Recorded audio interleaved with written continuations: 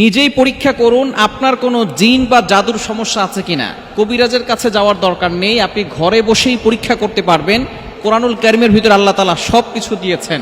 আল্লাহ পাক রব্বুল আলামিনের শক্তি হচ্ছে সকল কিছুর থেকে বড়। সুতরাং জিন জাতি এরপরে মানুষ জাতি আপনাকে কোনো ক্ষতি করতে পারবে না যদি আপনি কোরআনের ছায়াতলে চলে আসতে পারেন। আপনি ঘরে বসেই পরীক্ষা করতে পারবেন কেউ আপনাকে জাদু করেছে কিনা, অথবা কোনো জিন আপনাকে আক্রমণ করেছে কিনা। কোনো কবিরাজের কাছে যাবেন না, কেননা কবিরাজরা আপনার কোনো সমস্যা না থাকলেও জিন একটা চালান করে দিয়ে আপনাকে বিপদে ফেলতে পারে আপনার কাছ থেকে টাকা খাওয়ার জন্য। এজন্য অবশ্যই আপনি ঘরে বসে পরীক্ষা করবেন কেউ আপনাকে ব্ল্যাক ম্যাজিক অথবা জাদুটোনা করেছে কিনা। খুবই সহজ এবং সুন্দর একটি আমলের কথা বলবো। আমাদের অনেক সময় কি কি লক্ষণ দেখলে বুঝবেন যে আপনার উপরে কেউ জাদু করেছে কিনা অথবা জিনের সমস্যা আছে কিনা। আপনি বারবার অসুস্থ হয়ে যাচ্ছেন, কোনো রিপোর্ট পাওয়া যাচ্ছে না, ডক্টররা কোনো রিপোর্ট দেখাতে পারতেছে না, কিন্তু আপনি অসুস্থ। আবার অনেক সময় দেখা যাচ্ছে যে বাবা সন্তানকে দেখতে পারে না, সন্তান বাবাকে দেখতে পারে না, স্বামী স্ত্রীর ভিতরে ঝগড়া, বিয়ে বন্ধ হয়ে আছে, ব্যবসায় উন্নতি হচ্ছে না, এগুলো সব হচ্ছে ব্ল্যাক ম্যাজিকের লক্ষণ। সুতরাং আপনি নিজে ঘরে বসেই আপনি আমল করে দেখবেন যে আপনার উপরে জাদু করেছে কিনা। একেবারে সহজ আমল। প্রথমেই আপনাকে ওযু করতে হবে। পবিত্রতা অর্জন করা ছাড়া কোনো আমলেই কিন্তু কাজ হবে না। পবিত্রতা অর্জন করে তারপর আমলটা করতে বসবেন। এবং 1 নম্বর শর্ত হচ্ছে আপনার তেলাওয়াত শুদ্ধ থাকতে হবে। কোরআনুল কারীমের তেলাওয়াত যদি অশুদ্ধ হয় তাহলে কিন্তু কোন আমলেই কাজ হবে না। এবং নামাজের ভিতরে যে আমরা তেলাওয়াত করি, নামাজ ভাঙার 1 নম্বর কারণ হচ্ছে নামাজে অশুদ্ধ পড়া। এজন্য তেলাওয়াতটা সুন্দর করে পড়তে হবে, শুদ্ধ করে পড়তে হবে। যদি আপনি পড়তে না পারেন কাউকে এনে তার মাধ্যমে পড়াবেন। ইনশাআল্লাহ আল্লাহ পাক রব্বুল আলামিন আমলের মাধ্যমে আপনাকে বুঝিয়ে দিবেন আপনাকে কেউ ব্ল্যাক ম্যাজিক করেছে কিনা। ওযু করে সুন্দর করে ওযু করে আপনি বসবেন। বসে এরপরে আপনি 3 বার দুরূদ শরীফ পড়বেন, 3 বার ইস্তেগফার পড়বেন। দুরুদের ভিতরে সর্বশ্রেষ্ঠ দুরুদ হচ্ছে দুরুদ ইব্রাহিম, যেটা আমরা নামাজের ভিতরে পড়ি। এই দুরুদ পড়বেন 3 বার।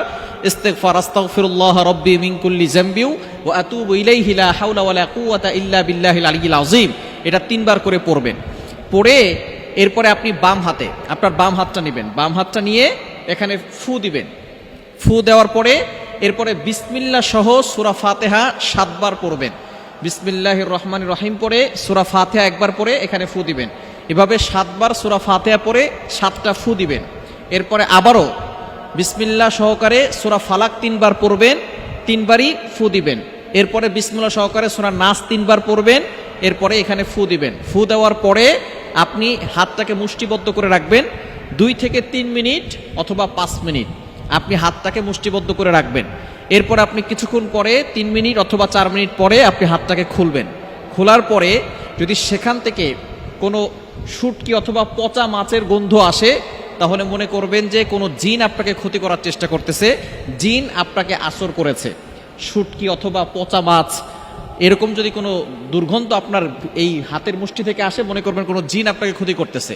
আর যদি আপনি সেখান থেকে কোনো পায়খানার গন্ধ অথবা কোনো ডাস্টবিনের গন্ধ অথবা কোনো দুর্গন্ধ আপনি বুঝতে পারেন তাহলে মনে করবেন কেউ আপনাকে ব্ল্যাক ম্যাজিক করেছে, জাদুটোনা করেছে।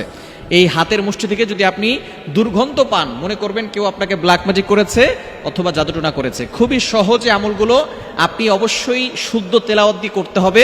এবং যদি আপনি মনে করেন যে আপনার হাত থেকে দুর্গন্ধ আসতেছে এবং আপনি বুঝতে পারতেছেন না তাহলে আমলটা আবারও করবেন। করে তারপর যদি দেখেন যে আপনার হাত থেকে দুর্গন্ধ আসতেছে অবশ্যই কোনো রাকির সাথে পরামর্শ করবেন, অথবা আপনি 5 ওয়াক্ত নামাজ মাস্ট বি পড়বেন। কেননা সুস্থ থাকতে হলে জিন, জাদুটোনা, ব্ল্যাক ম্যাজিক, কুফরি কালাম থেকে বাঁচার জন্য অবশ্যই আপনাকে 5 ওয়াক্ত নামাজ পড়তে হবে। নামাজ না পড়লে কোনো আমলে কোনো তদবিরে কাজ হবে না। 5 ওয়াক্ত নামাজ পড়বেন। নামাজের পরে আয়াতুল কুরসি আর 4 কুল সূরা কাফিরুন, ইখলাস, ফালাক, নাস এটা পড়ে বুকে ফু দিবেন আর হাতে ফু দিয়ে পুরো শরীরে মাসাজ করবেন। শরীর বন্ধ থাকবে, ঘুমানোর আগেও আমল করবেন। ইনশাআল্লাহ শরীর বন্ধ থাকবে, দুনিয়ার কোনো শক্তি আপনাকে ক্ষতি করতে পারবে না ইনশাআল্লাহ।